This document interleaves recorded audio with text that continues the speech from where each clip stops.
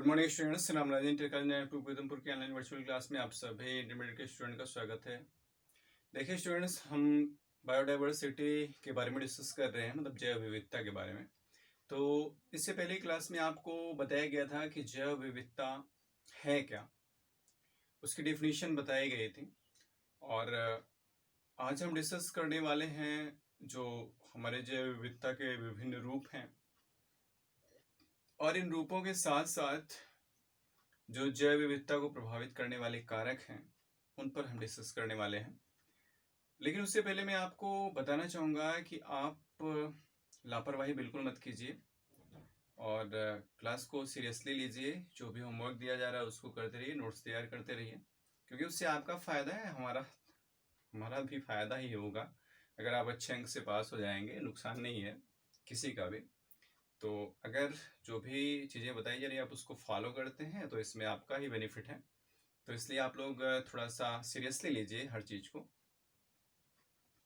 क्योंकि आपको बोर्ड का एग्ज़ाम भी देना है। तो चलिए बहुत ज़्यादा बात ना करते हुए हम शुरू करते हैं आज का टॉपिक। तो आज का टॉपिक हमारा है जैव विविधता के प्रतिरूप और साथ साथ जैव विविधता के प्रकार, मतलब कि जैव विविधता को प्रभावित करने वाले कारक।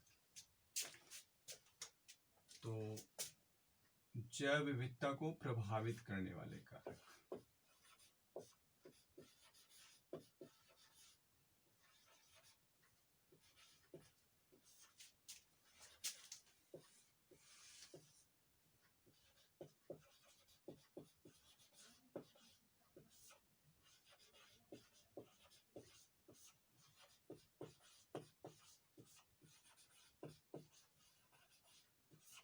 तो जैव विविधता को प्रभावित करने वाले कारक में मुख्यतः 3 कारक हैं आपके। जैसे पहला कारक इसमें है अक्षांशीय प्रवणता,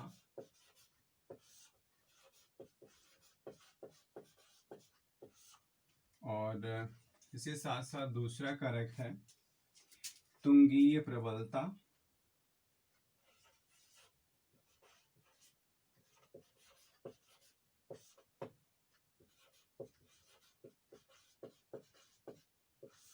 और तीसरा कारक है जातीय क्षेत्र संबंध।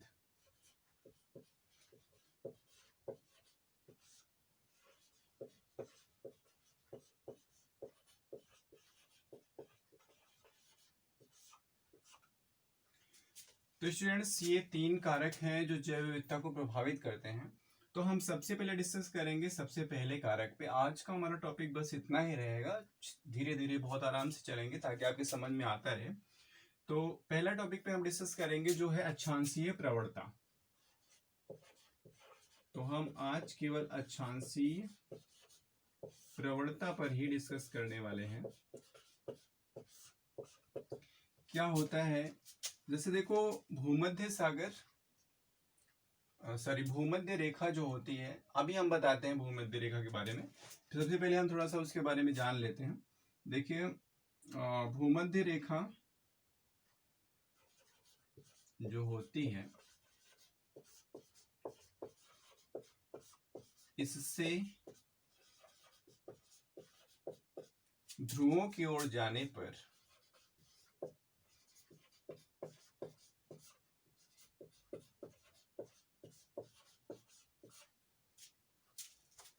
जैव विविधता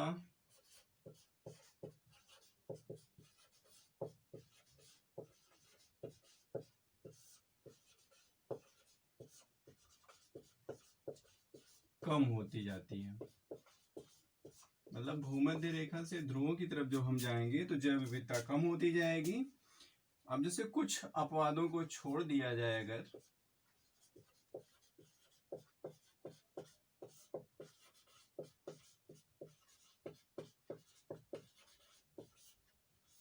अगर कुछ अपवादों को छोड़ दिया जाए तो सामान्य रूप से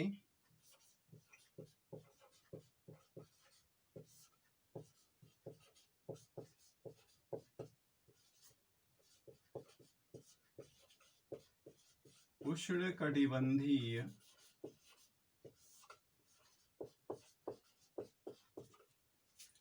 क्षेत्रों में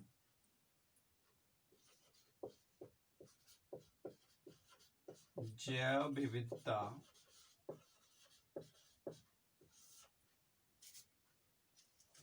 समृद्धतम होती है।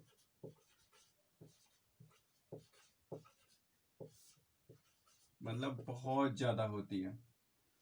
और भारत का एक विशाल भूभाग, भारत का एक विशाल भूभाग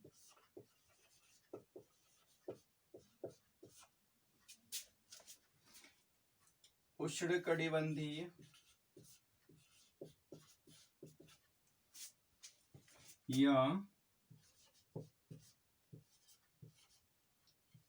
उप उष्णकटिबंधीय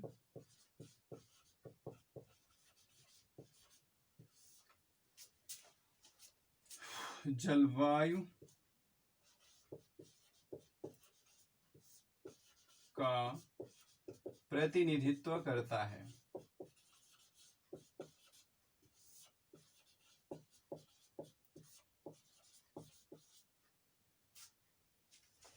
अतः अकेले भारत में ही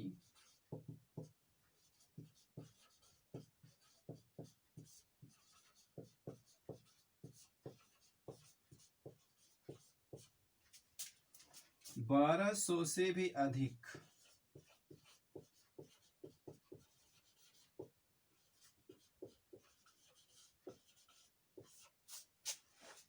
पक्षी प्रजातियां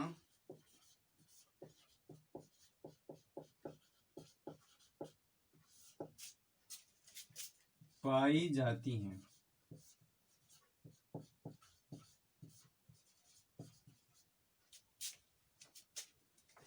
अमेरिका का अमेजन वर्षा वन,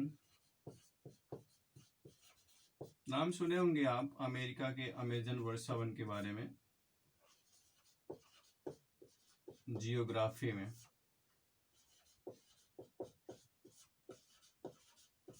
अमेरिका का अमेजन वर्षा वन, जो कि उष्णकटिबंधीय वर्षा वन के नाम से भी जाना जाता है।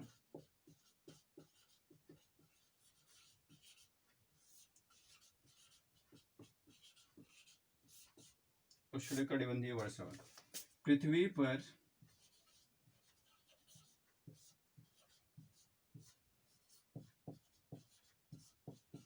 जैव विविधता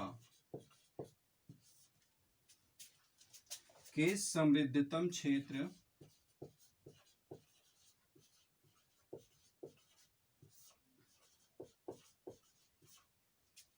का प्रतिनिधित्व करता है।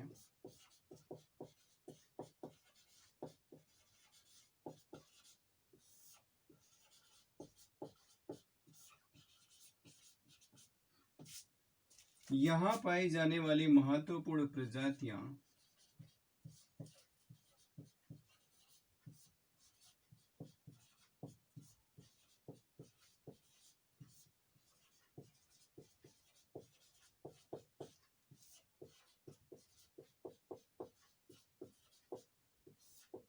निम्नलिखित हैं।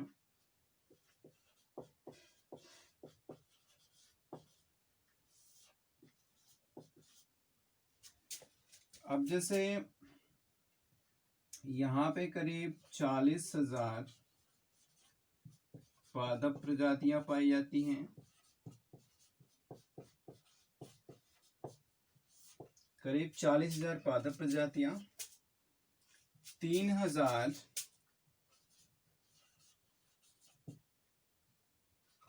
मत्स्य प्रजातियां,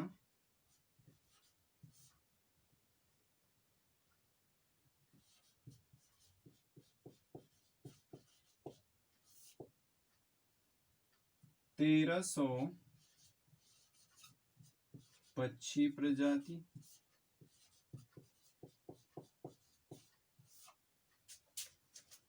427 स्तनधारी प्रजाति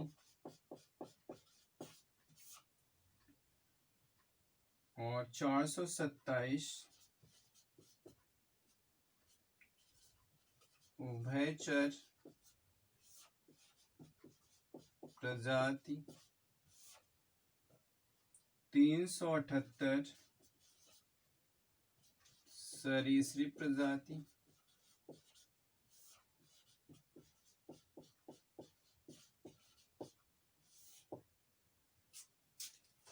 और 1,25,000 अपृष्ठधारी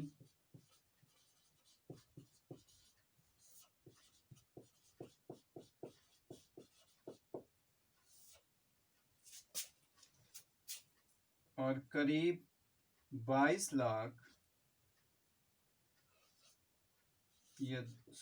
लाख कीट प्रजातियां।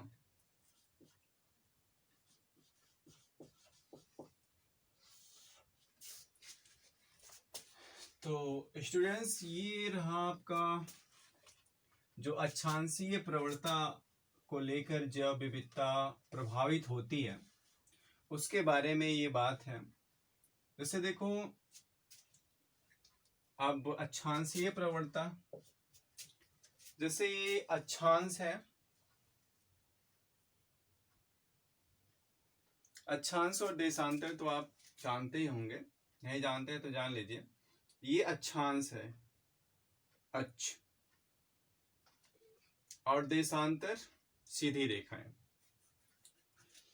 तो अब देखो, अक्षांशीय प्रवणता की अगर बात करें, कह रहा है कि भूमध्य रेखा से ध्रुवों की ओर।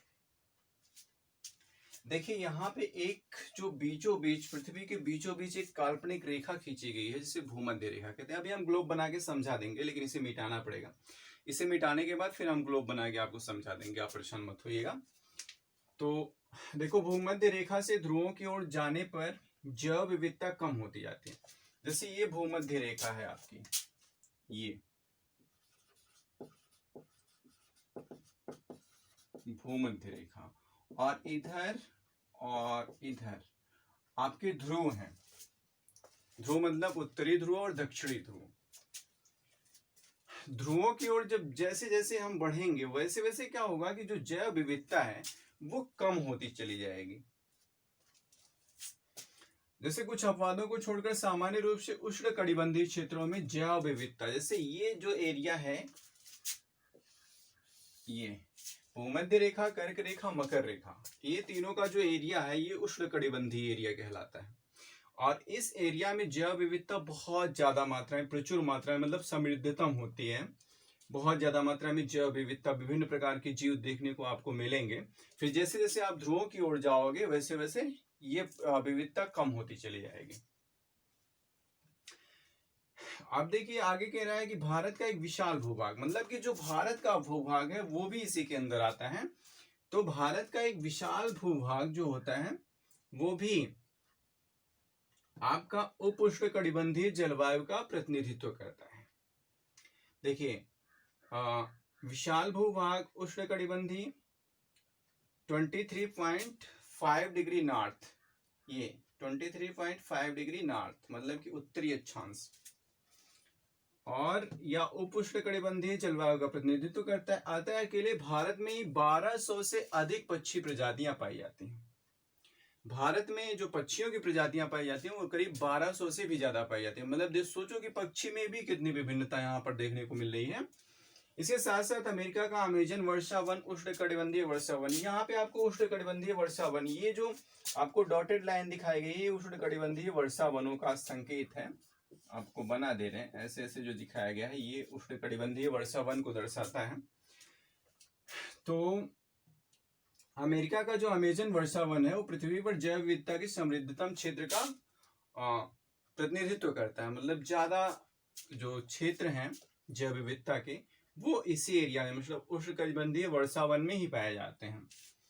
इसके बाद फिर यहाँ पाई जाने वाली जो महत्वपूर्ण प्रजातियां हैं, देखिए 40,000 पादप प्रजातियां, 3,000 मत्स्य, 1,300 पक्षी और 1,25,000 पृष्ठधारी प्रजाति, अपृष्ठधारी प्रजातियां, 427 स्तनधारी, 427 उभयचर और 378 सरीसृप और 2 लाख कीट प्रजातियां पाई जाती हैं। तो कहने का मतलब यहाँ पे इतना ही है कि ये जो आपने देखा उष्णकटिबंधीय वर्षावन, उष्णकटिबंधीय वर्षावन है, और इसके साथ साथ जो शीतोष्ण कटिबंध आपका है उष्णकटिबंधीय क्षेत्र जो आपका है भूमध्य रेखा से कर्क और मकर रेखा वाला, इसके बीच का जो एरिया है वो आपका जैव विविधता का प्रतिनिधित्व करता है। बात समझ में आ रहा होगा। तो जैव विविधता का प्रतिनिधित्व करता है और साथ ही साथ ये इस भूभाग में जैव विविधता बहुत ज्यादा देखने को मिलती है। तो मेरे ख्याल से ये पहला पॉइंट आपको समझ में आ गया होगा। चलिए अब हम आपको ग्लोब बना के थोड़ा सा समझा देते हैं। उसके लिए हमको मिटाना पड़ेगा इसको, तो पहले मिटा लेते हैं। हाँ तो स्टूडेंट्स अब हम आपको एक ग्लोब बना के समझा देते हैं। देखिए जैसे सपोज दैट पृथ्वी को माना गया है एक ग्लोब के स्ट्रक्चर के रूप में। तो देखिए जैसे एक ग्लोब है, अब यहाँ पे पृथ्वी के बीचों बीच एक काल्पनिक रेखा खींची गई है। जैसे सपोज दैट हम इसको पृथ्वी का केंद्र मान लें, तो केंद्र से होकर जाती हुई एक रेखा खींची जाएगी। ठीक है, इसको हम भूमध्य रेखा बोलेंगे, जो कि पृथ्वी के बीचों बीच खींची गई है। और इसके बाद फिर इसके नीचे एक रेखा खींची गई है और इसके ऊपर एक रेखा खींची गई है। ये सेम ये पोजीशन को दिखाएगा आपको, ये भूमध्य रेखा, फिर उसके ऊपर एक रेखा, फिर उसके नीचे एक रेखा। तो अब ये जो भूमध्य रेखा है, ये इसको हम बोलेंगे भूमध्य रेखा।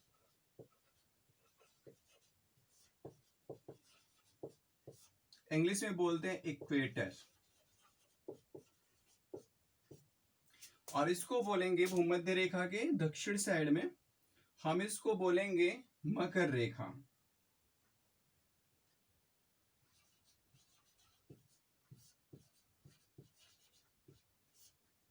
जिसको बोलते हैं ट्रॉपिक ऑफ कैप्रिकॉर्न। और इसके ऊपर बोलेंगे कर्क रेखा, जिसको बोलते हैं ट्रॉपिक ऑफ कैंसर। और फिर आगे आपको मिलेगा आर्कटिक वृत्त,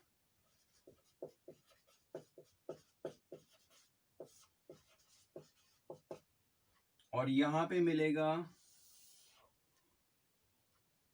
अंटार्कटिक वृत्त।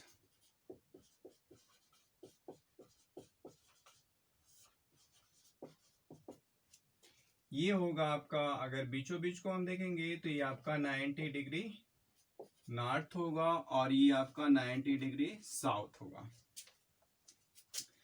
अब देखिए ये 23.5 नॉर्थ है, 23.5 डिग्री नॉर्थ, और ये 23.5 डिग्री साउथ। और फिर ये 66.5 डिग्री नॉर्थ है, और यहाँ भी आपका 66.5 डिग्री साउथ। और इसको हम 0 डिग्री मान लेते हैं। इस तरह से आप यहाँ पे देख सकते हैं, ये पूरा का पूरा एक ग्लोब का स्ट्रक्चर बन गया है। और देखो इसको हम बोलेंगे, जैसे ये जो ऊपर और नीचे मतलब जो गोला होता है ना, उसके दोनों छोर को हम ध्रुव बोलेंगे। तो इसको हम बोल सकते हैं नॉर्थ पोल, और इसको बोलेंगे हम साउथ पोल। अब ये मेन रेखाएं तो ये हैं, मतलब कि आपका भूमध्य रेखा, कर्क रेखा, मकर रेखा, ये तीनों रेखाएं हैं। भूमध्य, ऊपर कर्क, फिर नीचे मकर रेखा। तो अब यहाँ पे जैसे ये ग्लोब है, तो इसके पीछे भी पूरा मतलब गोल ही रहेगा, और इसी में हमारा भारत भी है, मतलब पूरा विश्व इसी में समाया हुआ। मतलब ये जो डायग्राम आप यहाँ पे देख रहे हो, ये भी इसी पे है। अब जैसे देखो यहाँ पे ग्लोब में कुछ सीधी रेखाएं भी रहती हैं। ये तो आपकी समझ में आ गया ना। 23.5 अंश नॉर्थ आपको कर्क रेखा मिलेगा और 23.5 अंश साउथ आपको मकर रेखा मिलेगा। तो ये, और इन तीनों को मिला के हम बोलते हैं उष्णकटिबंधीय क्षेत्र।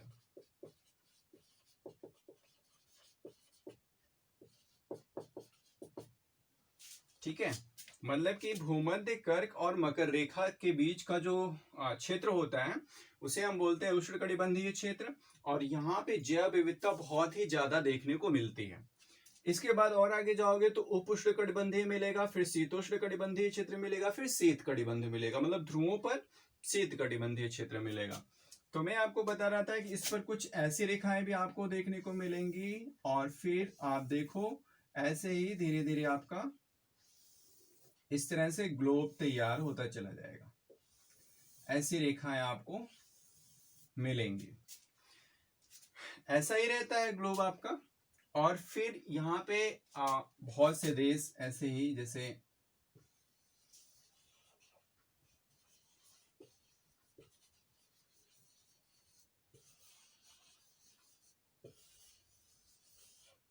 सब स्थित रहेंगे, बहुत से देश।